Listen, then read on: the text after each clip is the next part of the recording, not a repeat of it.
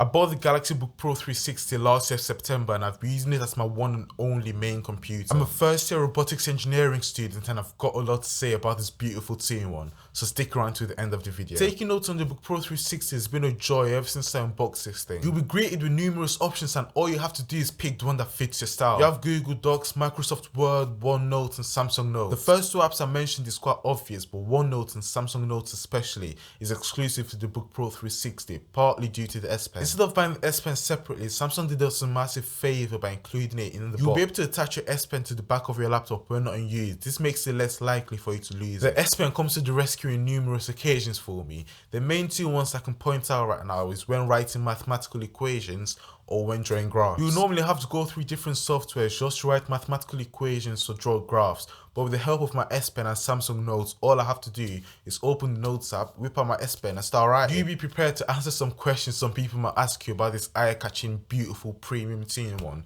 That Oled display is also the main goal. I'll touch more on the display later on in the video. If you think that the S Pen is a gimmick on this laptop, well, I'm sorry to disappoint you, but you know we're close. It gives you that extra bit of advantage over those that don't have it. If you're an art student, this will even be better because Samsung has numerous apps that are so optimized for Samsung's S Pen. In PenUp, which is one of Samsung's optimized apps, you have the options to do live drawing, coloring, drawing, photo drawing, so all sorts of options. And the best of it is that you're able to publish your work, and PenUp allows people to like and comment on your artwork. So at the end of the day, the Book Pro 360 is one of the best laptops out there for students and artists. The portability of the Book Pro 360 has been one of Samsung's main aim. They made it so that the Book Pro 360 is as thin and light as possible. I can back this claim because this is the lightest laptop I've ever felt. When unboxing the Book Pro 360, I thought Samsung sent me a dummy unit because of how light this is. The Book Pro 360 is as thin, if not thinner, than Samsung's latest foldable, the Fold 3. You can easily throw this in your backpack and forget it's even there. You won't feel any additional weight when you're done, and you won't sacrifice any storage space in your bag. I throw this in my backpack alongside my books and folders and go to campus every day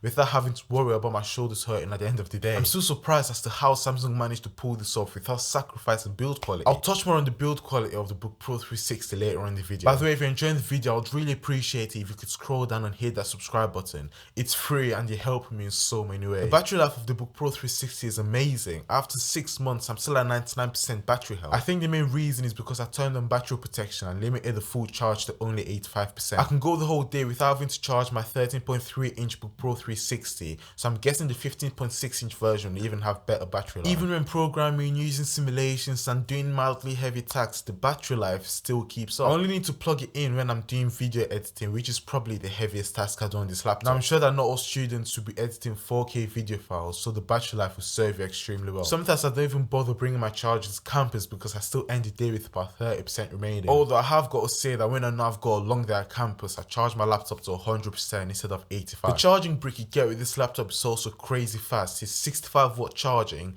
and it charges my laptop from 0 to 100 in probably less than an hour. Now I'm not a big numbers guy, so don't quote me on that. My current Book Pro 360 has an Intel Core i5 11th gen. I can manage to edit 4K 24fps video files with little to no stutter and 1080p files with zero lag at all. The 8GB of RAM is plenty enough, but I do find myself in some situations where I need more RAM. When I do upgrade to the 2nd gen Book Pro 360, I'll be looking to get 16 gigs of RAM instead of 8.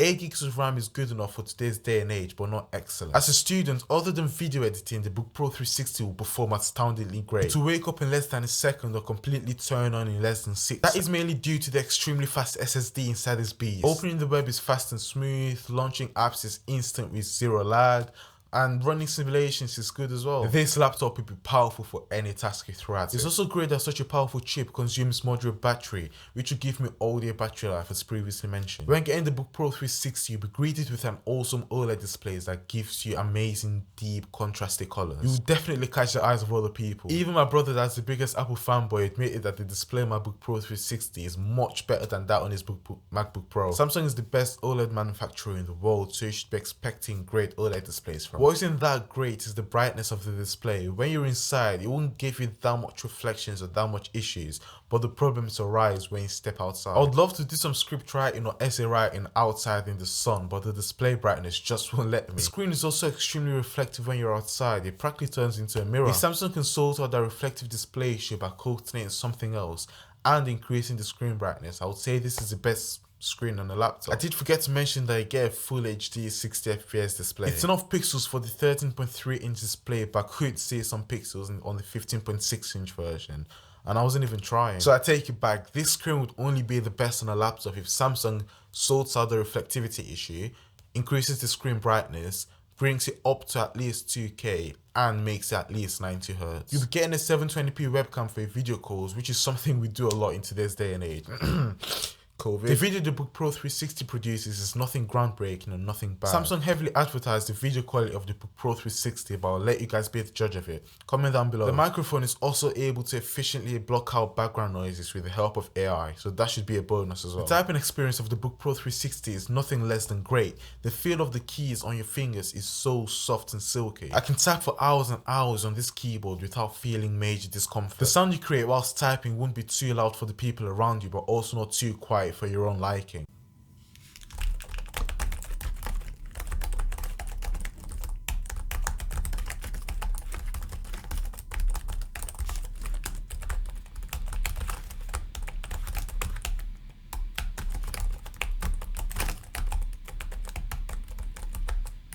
Samsung is using a new scissors mechanism on the Book Pro 360, and I can tell you that it works. The keyboard features backlighting, and the backlight is bright enough that you won't really find a situation where you want it to be any brighter. I found that using the backlight doesn't really hinder the battery life from excelling, so I decided to leave mine on 24/7. Besides, it just makes the laptop look that much more premium. You can control the brightness, volume, and other essential shortcuts from the top. You get two shift keys, one on the left and one on the right. The right shift key isn't cut in half like Samsung's previous laptops. Last but not least, you don't get a number pad on the smaller 13.3 inch version. This shouldn't really come as a surprise. The trackpad on this laptop has been really great for me. It feels premium and precise. Samsung managed to increase the size of the trackpad this year by moving the keyboard further up the laptop frame. This creates more space for the trackpad to lay. It works extremely well with Windows 11 gestures and have zero complaints about it. It has a diving board design which some people may like and others may not. I personally don't really mind because I never really click the trackpad when I want to click something.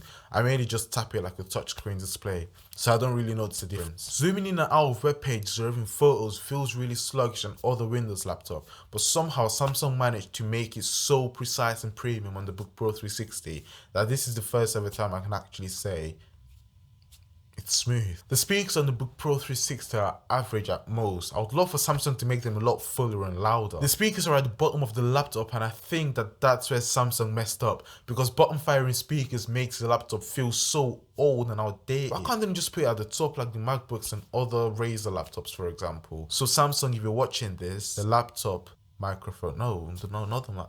The laptop, what they're called, speakers, yes, the laptop speakers shouldn't be bottom firing, but rather top firing. Samsung still has a long way to go when it comes to catching up to the speakers on the MacBooks, because those are just like, you don't even need a Bluetooth speaker for those laptops. Average speakers, however, should not be the main reason of not getting the Book Pro 360, because that laptop has so much more to offer. Samsung somehow managed to build the whole body of the Book Pro 360 with metal and glass, whilst keeping the weight to a minimum. Whenever people touch my laptop, they comment on how nice, sturdy and premium it feels. Although it is light and portable, you wouldn't think that it's sacrificing build quality. The hinges on the laptop are fine and sturdy, but they can feel wobbly at times. I've folded the laptop multiple times, time after time, but they still feel the same as day one. Samsung did a great job making sure that the user got the most premium experience on a laptop, because it comes with a premium price tag. Would I recommend the Book Pro 360?